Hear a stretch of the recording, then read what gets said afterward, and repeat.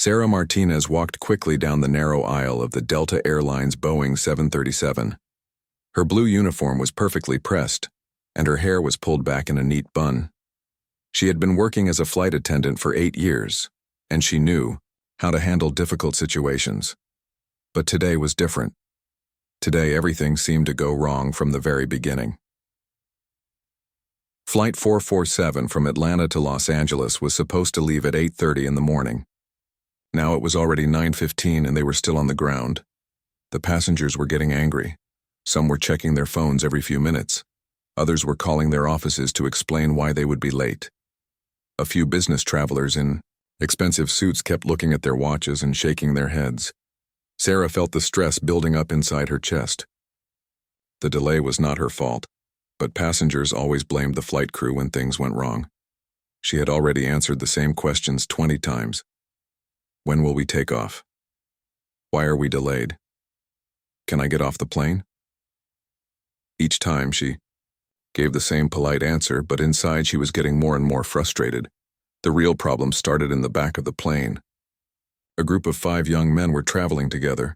They looked like they were going to Las Vegas for a bachelor party. They had been drinking in the airport, and now they were loud and rowdy. They were laughing, telling jokes, and completely ignoring the safety demonstration that Sarah and her colleague Patricia were trying to give.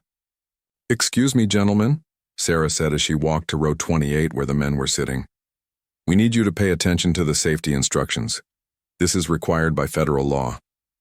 One of the men, a tall guy with a baseball cap, looked up at her and smiled. "Come on, lady, we've all flown before. We know how to put on a seatbelt." "Sir, I understand, but everyone needs to listen to the safety demonstration. Other passengers are trying to hear the instructions." The man in the baseball cap rolled his eyes. "Fine, whatever." But as soon as Sarah walked away, the group started talking and laughing again, even louder than before. Sarah felt her face getting hot. She had been dealing with difficult passengers all morning, and these men were making it worse. She could see other passengers looking annoyed. An elderly woman in row 26 turned around and gave the men a dirty look. A businessman in row 25 was clearly getting upset. This is not acceptable, Sarah thought to herself. She had to do something, or the situation would get completely out of control. She walked back to the rowdy group for the second time. "Gentlemen, I asked you nicely to be quiet during the safety demonstration. If you cannot follow the rules, we will have to ask you to leave the aircraft." The men looked at each other and started laughing even harder. "You're going to kick us off the plane for talking?" one of them said. "That's crazy." Sarah's patience was running out fast. She had been working since 5:30 in the morning. She had missed her morning coffee because of the early shift. The delay was making her schedule completely crazy. And now these passengers were making her job even more difficult. While all this drama was happening in the back of the plane, Marcus Williams was sitting quietly in seat 3A. He was a young black man, only 26 years old, but he had already achieved more than most people do in their entire lives. He was wearing simple clothes, blue jeans, a black hoodie, and white sneakers. He looked like any other young passenger traveling for business or pleasure. Marcus had his laptop bag on the floor next to his feet. He was reading something on his phone and minding his own business. He didn't know about the problem Sarah was having with the loud passengers in the back. He was just waiting for the plane to take off so he could get to Los Angeles for an important business meeting. As the founder of a successful software company, Marcus was used to flying. He traveled at least twice a month for work. He always bought first-class tickets, but he never made a big deal about it. He was polite to the flight crew and never complained about delays or problems. His parents had taught him to treat everyone with respect, no matter what job they had. Sarah was walking back to the front of the plane after her second conversation with the rowdy passengers. She was moving faster than usual because she was angry and frustrated. Her mind was focused on what she was going to do next. Should she call the captain? Should she ask airport security to remove the men from the plane? She was thinking about all these options when she passed row 3. At that exact moment, Marcus stood up to get something from the overhead compartment. He needed to check something in his laptop bag and he wanted to get it before takeoff. He opened the compartment door and reached up for his bag. Sarah was walking quickly and not paying attention to what was happening around her. She was looking toward the back of the plane, thinking about the problem passengers. She didn't see Marcus standing in the aisle. She didn't notice that he was reaching for the overhead compartment. Bang! Sarah walked straight into Marcus with full force. The collision was hard and unexpected. Marcus was caught completely off guard. He stumbled backward and hit his head against the airplane window with a loud crack that could be heard several rows away. Ow, Marcus said, reaching up to touch the back of his head. He could feel a bump starting to form where his head had hit the window, but Sarah didn't stop to check if he was okay. She didn't apologize for not watching where she was going. Instead, she was even more frustrated because now she had another problem to deal with.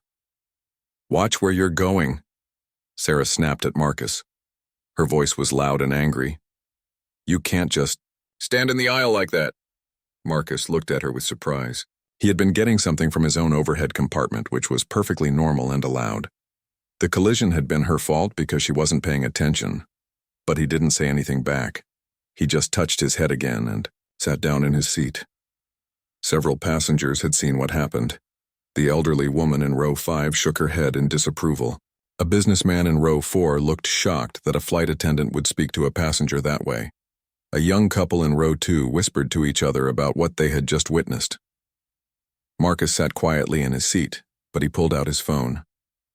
He looked at the contact list and found a number that he called only when something serious happened. He pressed the call button and waited for someone to answer.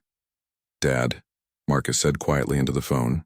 I'm on the Delta flight to Los Angeles and I just had a problem with one of the flight attendants.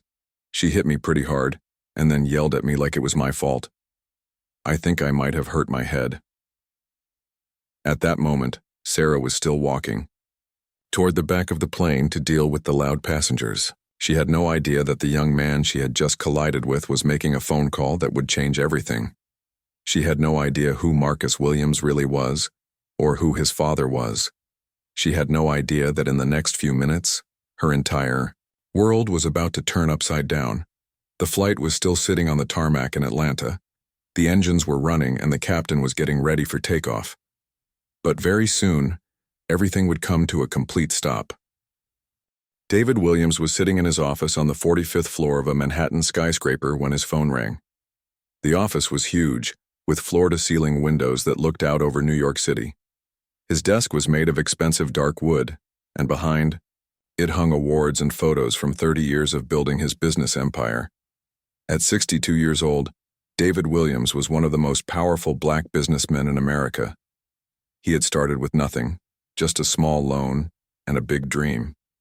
Now, Williams Global Enterprises was worth over $12 billion. The company owned hotels, restaurants, technology companies, and real estate all over the world. David was in the middle of an important board meeting when his personal phone buzzed. Only a few people had this number: his wife, his children, and his closest advisors. When he saw Marcus on the screen, he immediately answered. Hello, son. How's your trip going? Dad, I'm on the Delta flight to Los Angeles, and I just had a problem with one of the flight attendants, Marcus said quietly. She hit me pretty hard and then yelled at me like it was my fault. I think I might have hurt my head. David's entire mood changed instantly. The 12 executives sitting around the conference table saw his face go from calm to angry in just a few seconds. David Williams was known for being protective of his family. He had worked hard to give his children everything he never had as a kid growing up in poverty in Detroit. What exactly happened? David asked, his voice becoming very serious. Marcus explained the whole situation. He told his father about the collision, how the flight attendant had blamed him, and how his head was still hurting from hitting the window. He also mentioned that other passengers had seen everything happen. Which flight are you on? Give me all the details, David demanded. It's Delta Flight 447 from Atlanta to Los Angeles. We were supposed to leave at 8:30, but we're still on the ground. The flight attendant's name tag said Sarah Martinez. David was already writing down every detail. Are there any witnesses? Yes, several passengers saw what happened. Some of them looked pretty shocked when she yelled at me. Good. Take pictures of any bruises or marks on your head. Document everything. And Marcus, don't worry about anything else. Your old man is going to handle this situation. David ended the call and looked at the executives around the conference table. These were some of the most important business leaders in the country. But right now, none of that mattered. Gentlemen, we're going to have to continue this meeting later. I have a family emergency that needs my immediate attention. The executives quickly gathered their papers and left the room. They all knew David Williams well enough to understand that when he said family emergency, everything else stopped. As soon as the room was empty, David picked up his phone and called his assistant, Monica. She had been working for him for 15 years and knew how to get things done quickly. Monica, I need you to get me the personal phone number for James Mitchell, the CEO of Delta Airlines. I don't care what it takes. Find it and find it now. Yes, sir. Anything else?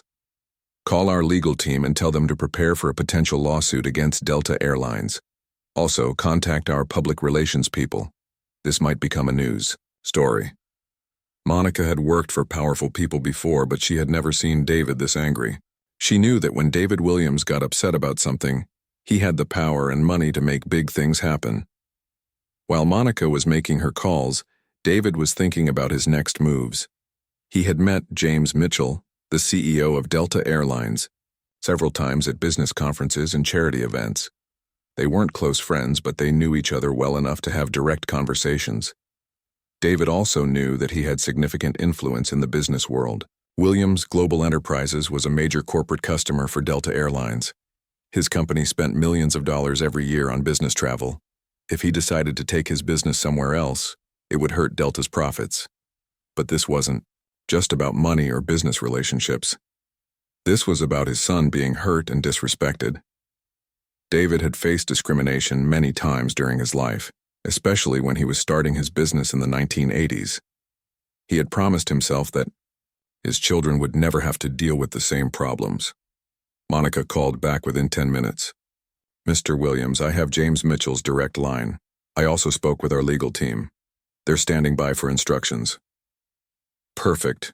Get Mitchell on the phone right now. David waited while Monica made the call. He was pacing around his office, looking out at the city below. He was thinking about all the times he had been treated badly because of his race, and how he had worked so hard to make sure his children would have better opportunities.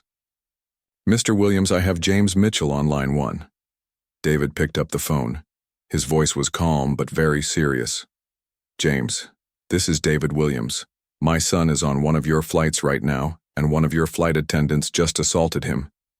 There was silence on the other end of the line for a few seconds. David, I'm sorry to hear that. Can you give me the details? Flight 447 from Atlanta to Los Angeles.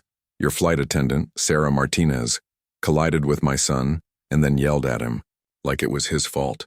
My son hit his head on the window and may have a concussion. There were multiple witnesses. James Mitchell knew exactly who David Williams was. He also knew that this could become a very expensive problem for Delta Airlines. David, I want to assure you that we take all incidents seriously. I'm going to look into this immediately and get back to you with answers. James, let me be very clear about something. My son was hurt and disrespected by your employee. This is not the kind of problem that goes away with a polite apology and a free upgrade. I want to know exactly what happened, why it happened, and what you're going to do to make sure it never happens again. I understand completely. I'm going to contact the Flight Operations Center right now and get a full report. Can I call you back within the hour? You have 30 minutes, David said, and hung up the phone. James Mitchell immediately called Delta's Operations Center in Atlanta.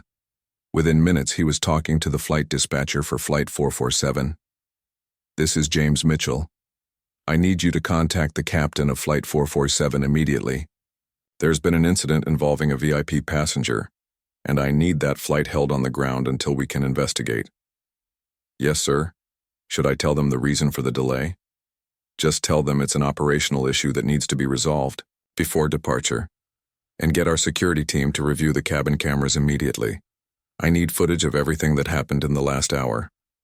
Back on Flight 447, Captain Robert Chen received the message from operations.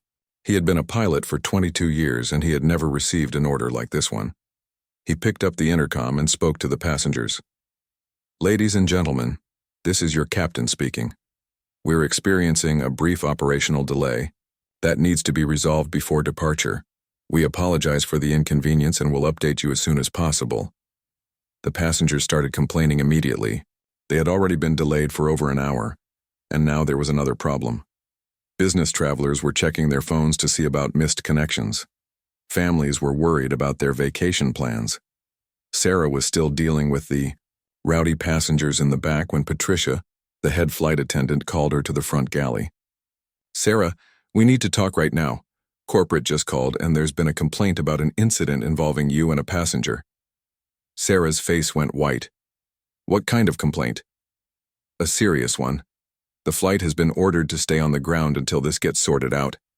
At Delta Airlines headquarters in Atlanta, alarm bells were ringing everywhere. James Mitchell, the CEO, had just finished his emergency call with David Williams, and now he was moving fast. He knew that David Williams was not just any angry customer. This was a man who could destroy Delta's reputation with a single press conference. "Get me the security team, the legal department, and public relations in the conference room in 5 minutes," James told his assistant. "This is a code red situation."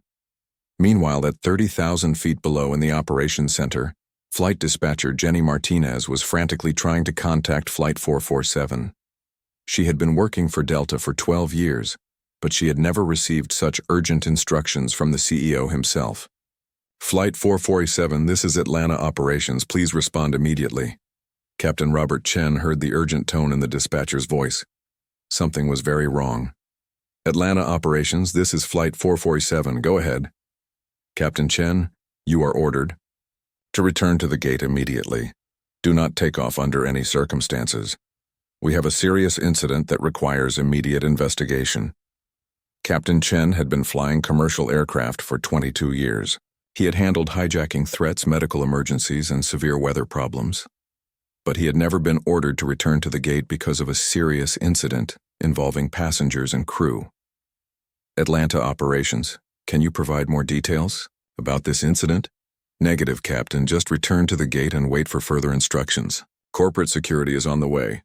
Captain Chen turned to his co-pilot, Lisa Rodriguez. "I've never seen anything like this before. Something big is happening back there." He picked up the intercom and spoke to the passengers, trying to keep his voice calm and professional. "Ladies and gentlemen, this is your captain speaking. We have been asked to return to the gate due to an operational issue that requires immediate attention. We sincerely apologize for this delay and will keep you updated as the situation develops." The passengers were getting very angry now. They had been sitting on the plane for almost 2 hours. Business travelers were missing important meetings. Families were worried about their vacation plans. Everyone wanted answers, but no one was telling them what was really happening.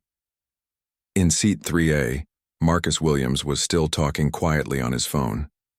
He was giving his father more details about the incident and describing how his head was feeling. Other passengers around him were starting to notice that this young man seemed to be at the center of whatever was causing the delay. An elderly woman in seat 4B leaned forward and whispered to her husband, "I think that young man might be someone important. Look how calm he is while everyone else is panicking." Her husband looked at Marcus and nodded. "You might be right. He's been on the phone this whole time and he doesn't seem worried at all about the delay." In the back of the plane, Sarah was having the worst day of her career. Patricia, the head flight attendant, had just told her that corporate was investigating a complaint against her, but Sarah still didn't understand how serious the situation really was. "Patricia, what exactly is going on? I had a small accident with a passenger, but these things happen all the time. Why is corporate getting involved?" Patricia looked at Sarah with a very worried expression. "Sarah, this isn't just any passenger. The complaint came from very high up. The CEO himself called down to operations. This plane isn't moving until they figure out exactly what happened." "The CEO? That's impossible. It was just a small bump in the aisle." The passenger didn't even seem that upset. "Well, someone is very upset, and they have enough power to ground this entire aircraft." At that moment, Delta's corporate security team was already reviewing the aircraft's internal cameras. Every commercial airplane has multiple security cameras that record everything that happens in the cabin. The footage was being streamed directly to the security office in Atlanta. Security Chief Michael Torres was watching the video with two of his investigators. They could see everything clearly. Sarah walking quickly down the aisle, not paying attention to her surroundings, colliding with Marcus, and then yelling at him afterward. "This is bad," Torres said to his team. "Really bad." The flight attendant was clearly not watching where she was going, and then she blamed the passenger for her mistake. "How bad could it be?" asked investigator Rachel Kim. "It looks like an accident to me. The passenger she hit is Marcus Williams. His father is David Williams, the billionaire CEO of Williams Global Enterprises. This could cost the company millions of dollars." Rachel's face went white. Everyone in the business world knew who David Williams was. He was famous for his success, but also for his fierce protection of his family. "What do we do now?" she asked. "We document everything, every angle, every second of video. We interview witnesses, and we prepare for the possibility that this becomes a major lawsuit." Back at the gate, ground crew members were connecting the jet bridge to Flight 447. Passengers were looking out the windows, trying to figure out why they were returning to the terminal. Some were already calling their lawyers, thinking about compensation for the delays. Airport security officers were walking toward the aircraft. They had been told to escort a flight attendant off the plane for questioning.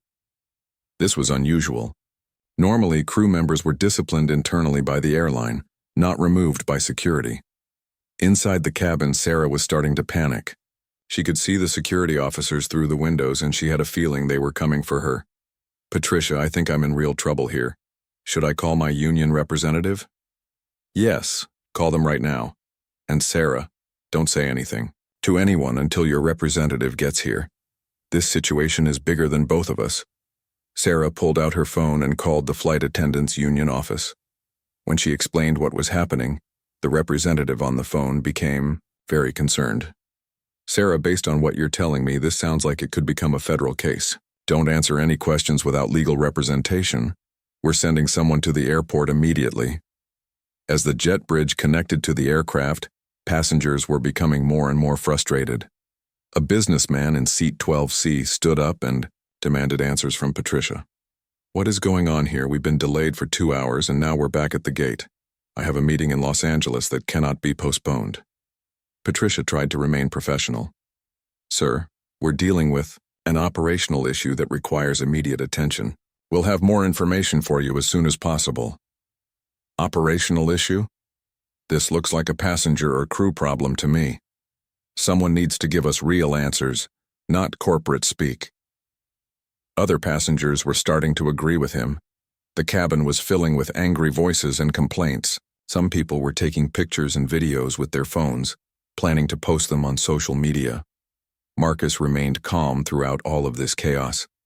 He was still on the phone with his father, providing updates about what he could see happening around him. "Dad, they've brought us back to the gate. There are security officers outside and it looks like they're about to board the plane. The other passengers are getting really upset." "Good," David Williams said from his Manhattan office. "That means Delta is taking this seriously. Just stay calm and let me handle everything from here. Don't talk to any reporters or post anything on social media. Our lawyers will handle all the communication." The aircraft door opened and 3 airport security officers stepped inside. They spoke quietly with Patricia, and then all eyes turned toward Sarah Martinez. Her career with Delta Airlines was about to come to an end, but she still didn't fully understand how a few seconds of inattention had created such a massive crisis. The TS investigation was just beginning, and everyone involved was about to learn that in the modern world every action has consequences, especially when those actions involve the children of very powerful people. Sarah Martinez watched in horror as 3 airport security officers walked down the aisle toward her. Her hands were shaking, and her heart was beating so fast she thought it might explode. In 8 years of working as a flight attendant, she had never seen anything like this happen. "Ms. Martinez?" the lead security officer asked. He was a tall man with gray hair and a serious expression. "We need you to come with us for questioning." Sarah looked at Patricia, hoping her supervisor would help her. But Patricia just nodded sadly. Go with them, Sarah. Don't say anything until your union representative arrives. As Sarah walked down the aisle toward the exit, every passenger on the plane was staring at her. Some were whispering to each other. Others were taking pictures and videos with their phones. She felt like a criminal being arrested, even though she had just made a mistake. The businessman in seat 12C called out as she passed, "Is this why we've been delayed for 2 hours? Because of her?" Sarah wanted to explain that it was just an accident, but she remembered Patricia's advice to stay quiet. She kept walking, her face red with embarrassment and fear. Marcus Williams watched from seat 3A as Sarah was escorted off the plane. He felt a little sorry for her, but he also knew that his father was right.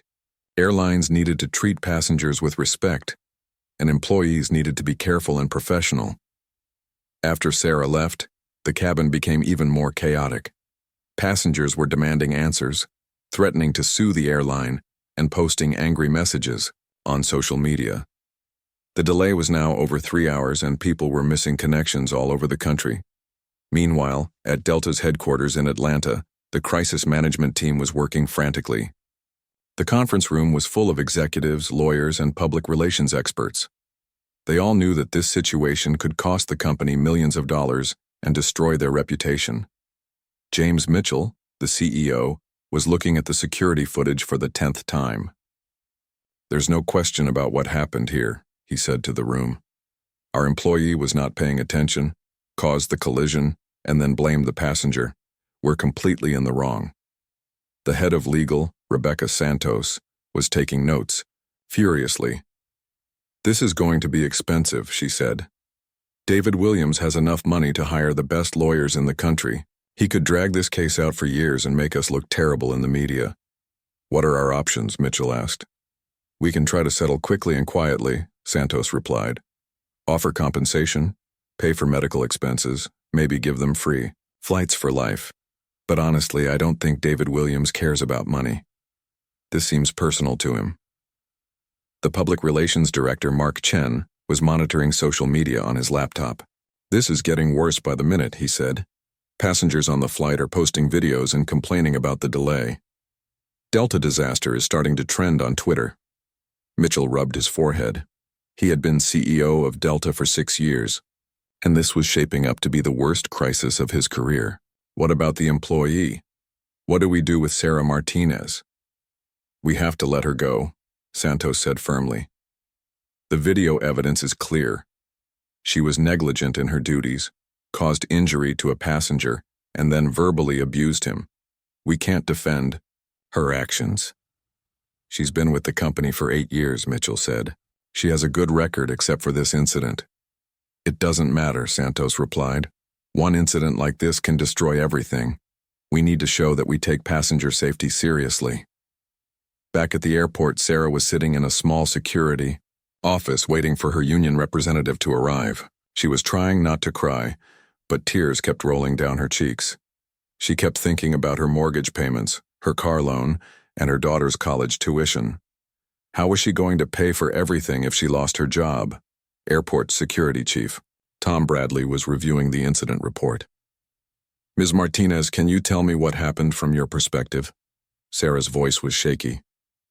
"I was dealing with some difficult passengers in the back of the plane. They were being loud and disruptive during the safety demonstration. I was walking back to handle the situation when I accidentally bumped into a passenger in first class. The video shows that you collided with him pretty hard," Bradley said. "He hit his head on the window. It was an accident. I was stressed about the delay and the difficult passengers. I wasn't paying attention to where I was going." "And then you yelled at him?" Sarah's face turned red. "I was frustrated. I shouldn't have done that. But I had no idea who he was or that this would become such a big deal." Bradley nodded. "Ms. Martinez, the passenger you hit is Marcus Williams. His father is one of the richest men in America. This isn't going to just go away." Sarah felt like she was going to be sick. She had heard of David Williams, of course. Everyone had. He was famous for his business success and his charitable work. She had no idea that the quiet young man in seat 3A was his son. "What's going to happen to me?" she asked quietly. That's not for me to decide, Bradley replied. But I can tell you that Delta's corporate office is taking this very seriously. They've got lawyers and executives flying in from all over the country. At that moment, Sarah's union representative, Jennifer Walsh, arrived at the airport. She was a tough woman in her 50s who had been fighting for flight attendants' rights for 20 years. Sarah, don't say another word, Jennifer said as she entered the security office. Mr. Bradley, my client, will not be answering any more questions without proper legal representation. That's fine, Bradley replied, but I should tell you that Delta has already made their decision. They're terminating Ms. Martinez immediately. Jennifer's face went white. They can't do that without following proper procedures. We have a union contract that protects our members. They can do it when there's video evidence of an employee injuring a passenger and then verbally abusing them, Bradley said. This isn't a normal disciplinary situation. Back on the airplane, passengers were becoming more and more angry. The delay was now approaching 4 hours, and people were demanding compensation. Some were threatening to sue Delta for the inconvenience. Captain Chen made another announcement. Ladies and gentlemen, we sincerely apologize for this extended delay. We are working to resolve the situation as quickly as possible.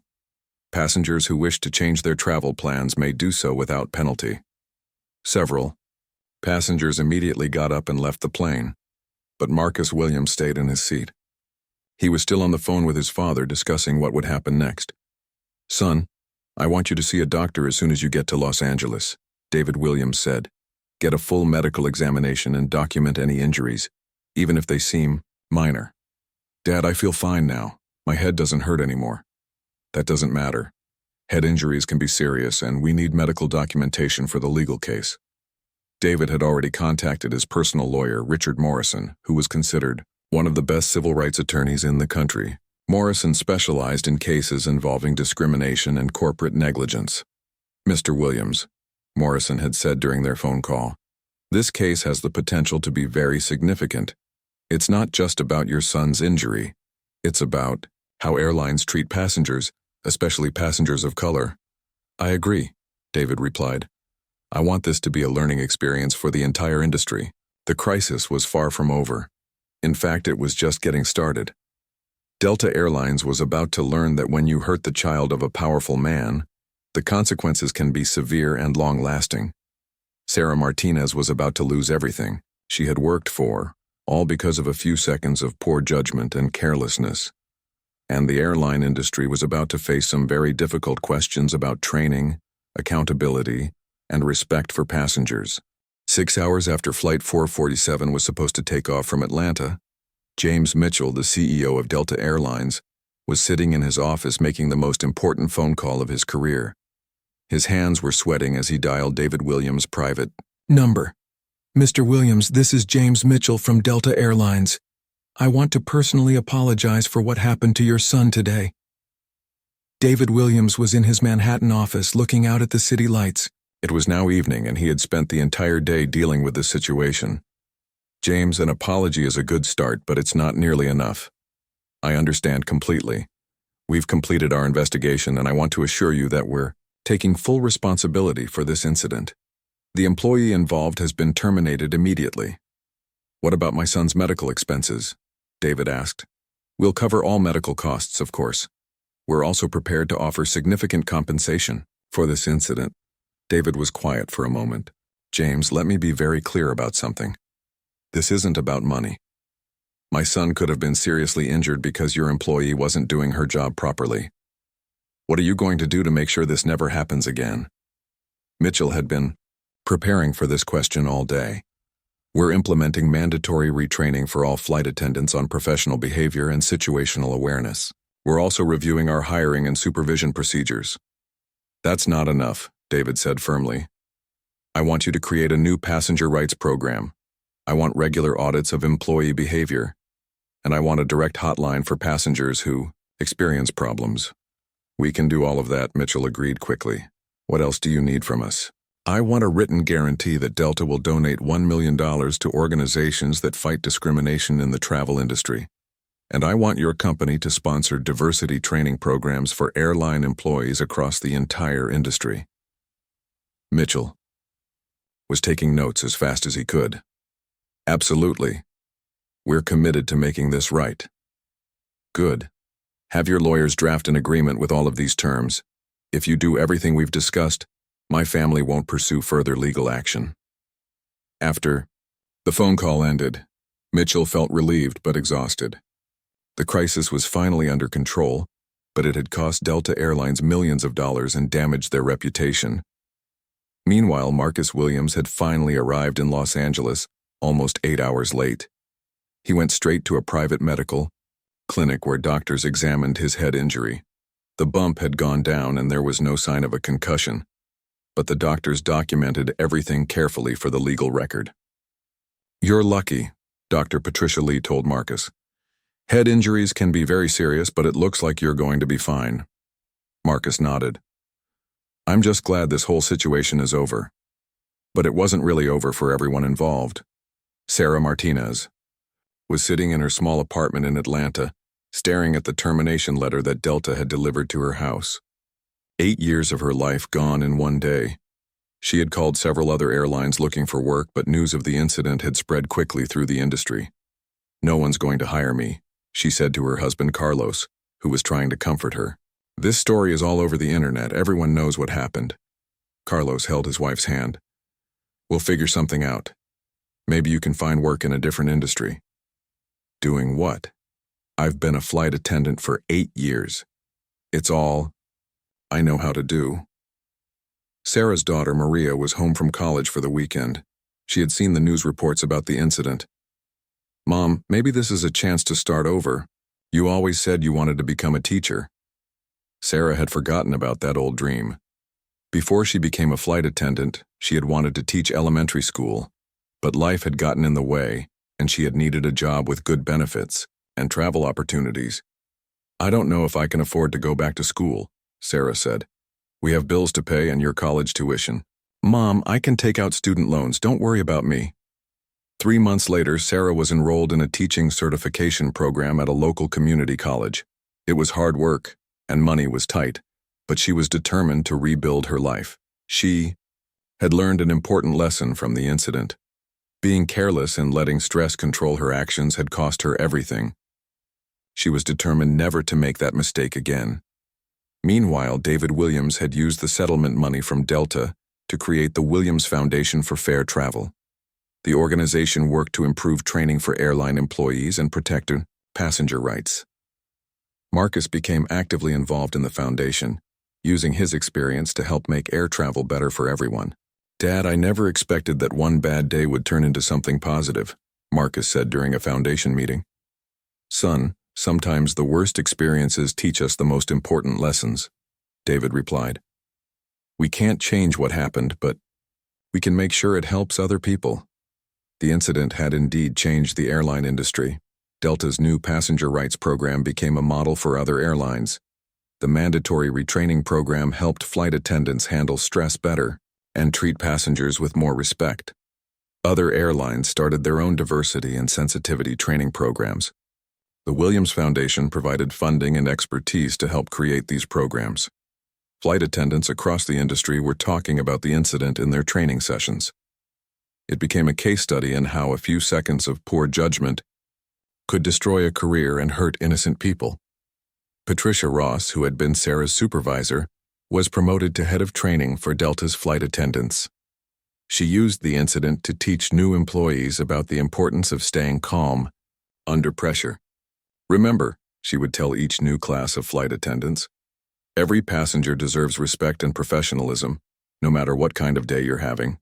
Your actions don't just represent you, they represent our entire company." 1 year after the incident, Sarah Martinez graduated from her teaching program and got a job at an elementary school in Atlanta. She loved working with children and she was good at it. The incident with Marcus Williams had been the worst day of her life, but it had also led her to a career that made her much happier. Marcus Williams continued to travel frequently for business, but he always made sure to treat airline employees with kindness and respect. He knew that they had difficult jobs and dealt with stress every day. Sometimes, when he was on a plane, he would think about that day on Flight 447, a simple collision, had changed multiple lives and improved an entire industry. It had taught everyone involved important lessons about respect, accountability, and second chances. The story became a reminder that in today's connected world, every action has consequences. A moment of carelessness can destroy a career, but it can also create opportunities for positive change. David Williams had turned his anger into action, Sarah Martinez had found a new purpose in life, and the airline industry had learned valuable lessons about treating passengers fairly. Sometimes the most difficult experiences lead to the most important growth. The incident on Flight 447 had hurt people, but it had also made the world a little bit better.